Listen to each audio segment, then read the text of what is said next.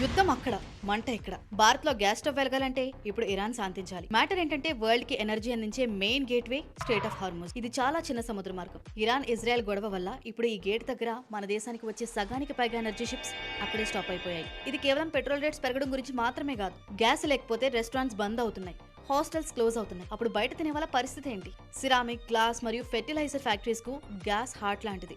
అక్కడ గ్యాస్ ఆగిపోతే వేలాది మంది కార్మికుల వర్క్ పోయే డేంజర్ కూడా ఉంది. రైతులపై కూడా ప్రభావం చూపుతుంది. ఎలా అంటారా?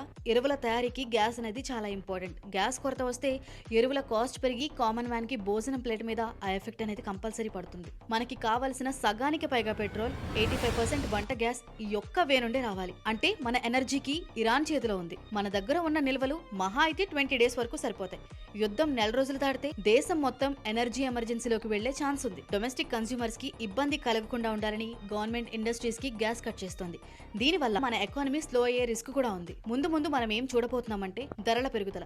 గ్యాస్ దొరకక హోటల్ ఫుడ్ రేట్స్ 20-30% పెరగొచ్చు. గవర్నమెంట్ కఠినంగా డెసిషన్స్ తీసుకునే అవకాశం ఉంది.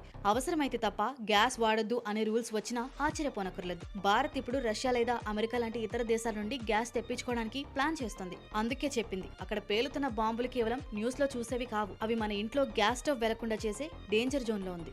పొజిషన్ ప్రస్తుతం చాలా సీరియస్ గానే ఉంది. అలర్ట్ గా ఉండండి.